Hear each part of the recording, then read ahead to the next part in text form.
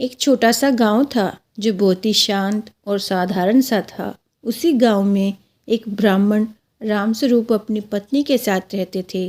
रामस्वरूप जी भगवान श्री राम के परम भक्त थे। दिन भर उनके मुंह से सिया राम ही निकलता था। रामस्वरूप बहुत ही सरल और सीधे स्वभाव के व्यक्ति थे, पर उनके घर की माली हालत ठीक नहीं चल रही थी। घर का गुजारा किसी तरह से बस चल रहा था, परंतु रामस्वरूप जी के चेहरे पर जरा भी शिकन नहीं थी। उनकी भगवान के प्रति आस्था में कभी कोई कमी नहीं आई, इसलिए सब लोग उनको पंडित राम भक्त कहकर पुकारते थे। गांव में एक बहुत ही पुराना खंडर सा और बहुत ही छोटा सा राम मंदिर था। पंडित रामस्वरूप उसी मंदिर के पुजारी थे। मंदिर के बगल में ही एक छोटा सा ईंटों का बना हुआ कमरा था, वहीं वो रहते थे। दूसरी ओर उनकी पत्नी उनके बिल्कुल उल्ट थी। वो बहुत गुस्से वाली थी और उसका नाम लीलावती था। बात बात पर गुस्सा करना उनका स्वभाव था। भगवान की पूजा पाठ से लीलावती को दूर दूर तक कोई लेना देना नहीं था। यहाँ तक कि वो कभी मंदिर में झांकती तक नहीं थी। पंडित रामस्वरूप रोज़ सुबह सुबह सूर्योदय से पहले ही उठ जाते और स्नान करके घंटों पूरी भक्ति भाव और श्रद्धा से भगवान की पूजा करते और फिर पत्नी से भगवान के भोग की थाली लगाने को कहते।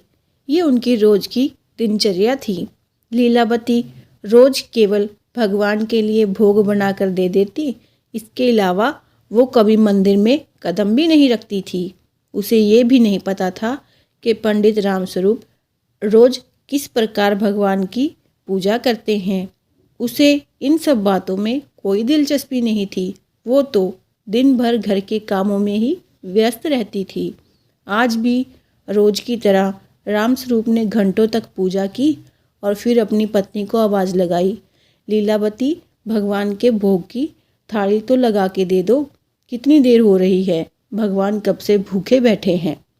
तभी लीलावती की आवाज़ आई, अभी आ रही हूँ। थोड़ी देर बाद ही लीलावती ने एक थाली मंदिर के बाहर से ही सरका दी और बोली, लो खिला दो अपने भगवान को खाना। इतना कहकर वो बड़बड़ाते हुए चली गई। तभी रामस्वरूप की नज़र थाली पर पड़ी। थाली में सिर्फ गुड़ और रोटी ही रखी थी। ये देख उन्हें समझते हुए देर न लगी कि आज खाने के लिए कुछ भी नहीं है। पंडित जी ने भगवान से हाथ जोड़कर माफ़ी मांगी और कहा, जो रूखा सूखा भोजन था उसी का भोग लगा दिया है आज हमने आपको। रामस्वरूप पूजा करने के बाद जब बाहर आए तो लीलावती आंगन में झाड़ू लगा रही थी और साथ ही बड़बड़ा रही थी। रामस्वरूप जी ने हंसते हुए कहा, क्यों सुबह सुबह बड़बड़ा रही हो? कभी कभी भगवान का नाम भी ले लिया करो, थोड़ा पुण्य मिलेगा। लीलावती लगभग चिल्लाते हुए बोली, तुम ही ले लो पुण्य, हमें नहीं चाहिए। रोज घंटों पूजा पाठ करते हो तो तुम्हें कौन सा भगवान ने तर दिया है? घर में खाने को दाना नहीं है, जो था वो भी तुम्हारे भगवान को खिला दिया।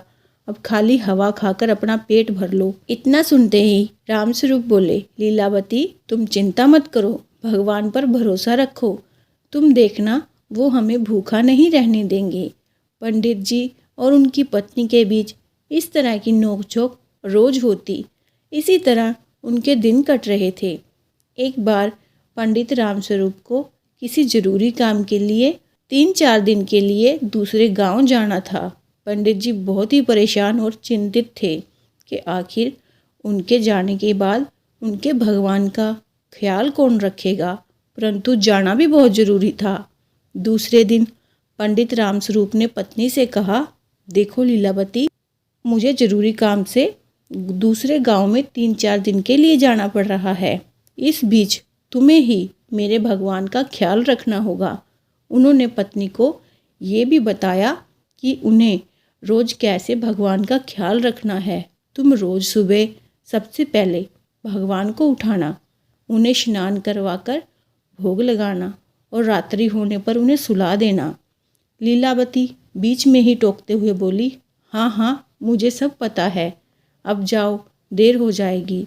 दूसरे दिन लीलावती सुबह सुबह उठकर काम करने लगी कि तभी उसे याद आया कि उसे तो भगवान को भी उठाना है। वो मंदिर के अंदर गई और बोली, उठो राम जी, सुबह हो गई है, जल्दी उठ जाओ, कहकर वो वापस अपने काम में लग गई। कुछ देर बाद वो फिर मंदिर में गई। उसने देखा भगवान तो अभी भी नहीं खड़े हुए। वो फिर बोली, अरे राम जी, सुनाई नहीं देता है क्या? उठो, सुबह हो गई है, मुझे और भी बहुत सारा काम करना है। लेकिन फिर भी उसने भगवान में कोई हलचल नहीं देखी। अब तक लीलावती गुस्से में लाल हो चुकी थी। उसने भगवान से कहा, मैं आखिरी बार पूछ रही हूँ, तुम उठते हो या नहीं? लेकिन भगवान अब भी मौन खड़े रहे। अब तो लीलावती का गुस्सा सातवें आसमान पर चढ़ गया था। वो गुस्से में बाहर गई और झाड़ू उठा लाई। भगवान को झाड़ू दिखाते हुए बोली, उठ रहे हो कि नहीं? नहीं तो इसी झाड़ू से तुम्हारी। इतना सुनाते ही भगवान राम, सीता माता और लक्ष्मण जी तीनों हाथ जोड़े लीलावती के सामने प्रकट हो गए। उन तीनों को देखकर लीलावती बोली, आ गई ना अकल ठिकाने पर? इसलिए कहते हैं लातों के भूत बातों से नहीं मानते। तभी श्री राम हाथ जोड़कर बोले, माता, हमारे लिए क्या आज्ञा है? जाओ, कुएं पर जाओ और स्नान कर लो, तब तक मैं भोजन तैयार कर लेती हूँ। और सुनो, अपने वस्त्र भी धो लेना, मेरे पास बहुत काम है। जो आज्ञा माता, कहते हुए श्री राम, माता सीता और लक्ष्मण जी तीनों कुएं की ओर चल दिए। कुछ समय बाद वो वापस आए। तब तक लीलावती खाना बना चुकी थी और तीनों का इंतजार कर रही थी। भगवान के आते ही लीलावती ने उन तीनों को भोजन करा दिया और बोली, जाओ, अब मंदिर में बैठ जाओ। इसके बाद वो अपना बाकी का काम निपटाने लगी। रात हुई तो वो मंदिर में फिर गई और बोली, अरे रात हो गई है, सो जाओ, कब तक खड़े रहोगे? दूसरे दिन भी वो सुबह जब उठाने गई और भगवान एक दो बार उठाने से नहीं उठे तो वो फिर झाड़ू लेकर आई। झाड़ू देखते ही तीनों भगवान प्रकट हो गए और लीलावती के सामने हाथ जोड़कर खड़े हो गए। लीलावती ने फिर उन्हें स्नान के लिए कुएं पर भेजा और भोजन कराकर अपने बाकी के काम निपटाने में लग गई।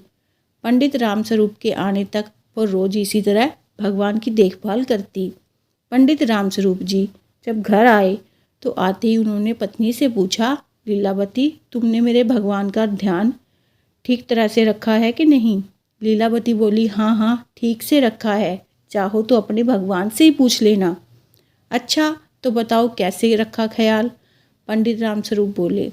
लीलावती ने उन्हें बताया, रोज सुबह तुम्हारे राम जी को उठाती थी। पहले दिन उठा उठा के थक गई, पर वो तीनों उठने का नाम नहीं ले रहे थे। फिर मैंने झाड़ू लेकर उन्हें दिखाया और डराया, तभी वो कहीं जाकर उठे।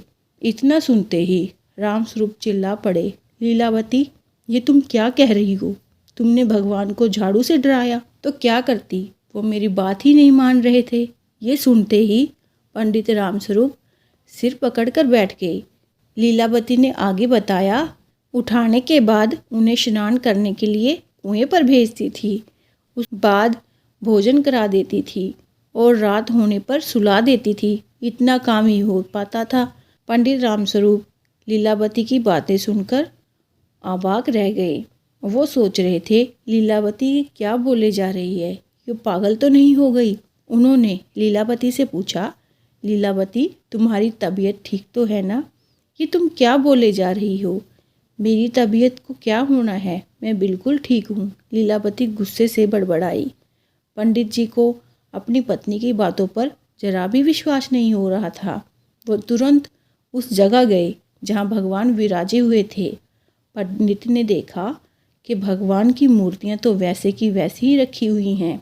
पंडित दौड़कर उस कुएं पर गए जहाँ लीलावती ने तीनों भगवान को स्नान करने भेजा था। जब वो कुएं पर पहुँचे तो उनके आश्चर्य का ठिकाना नहीं रहा। वहाँ रखी टूटी फूटी बाल्टी सोने की बन चुकी थी।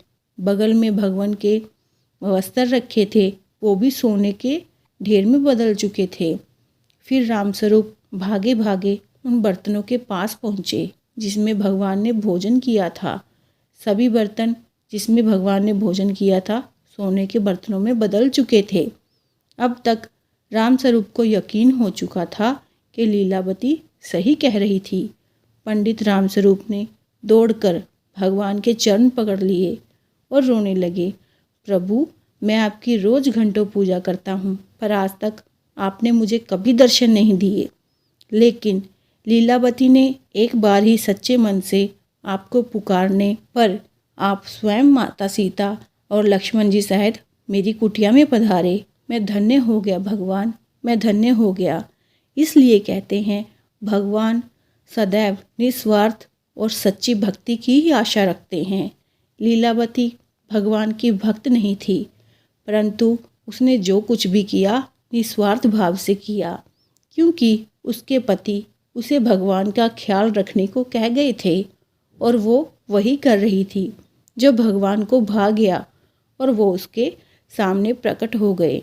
अंत भगवान को केवल सच्चे और निस्वार्थ भाव से पुकारो तो वो अपने भक्त की पुकार अवश्य ही सुनेंगे।